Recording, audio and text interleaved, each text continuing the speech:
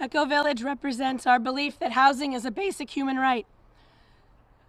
Throughout the challenges that we've faced, we've never stopped believing in this project's potential to provide dignity and safety for those experiencing homelessness. The COVID-19 pandemic in 2020 worsened housing insecurity, and coupled with the opioid epidemic, homelessness erupted here in our state. While we all agree that housing is the answer, we needed alternative shelter options, which is how we learned about the company Pallet. ECHO, which is an acronym for Emergency COVID Housing Opportunities, was born from the lived experiences of those facing homelessness. Our purpose here is very simple: provide safety, support, and dignity. By November of 2020, we had identified our first potential site for ECHO, but after 6 attempts across the state, we finally found our home here on Victor Street, thanks to the efforts of the state and yet again the City of Providence understanding that innovation is possible for its most vulnerable residents. So thank you.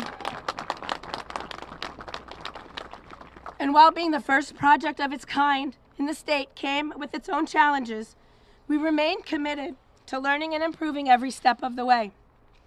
This truly became our organization's challenge accepted moment. What is our responsibility? What role can we play in designing a shelter that is more responsive to the needs of the most vulnerable among us and those who we were face to face with each and every day? Since we began this journey in 2020, the number of people experiencing homelessness in Rhode Island has doubled. And now, as we prepare to open, we must remember why we're here. The nearly 600 people in our state who sleep in freezing temperatures and sadly sometimes don't wake up with nowhere to call home. We do this in their honor and in their memory. And for all of those focused on the setbacks we have seen, I ask you to consider the lives this project will transform. Echo Village is not just a temporary shelter. It's a lifeline, and it's a chance for people to reclaim their futures. It's only one step, and we certainly have more to do. I urge everyone to listen to the voices of those in need and to the people that are also working tirelessly to find innovative solutions like Echo Village.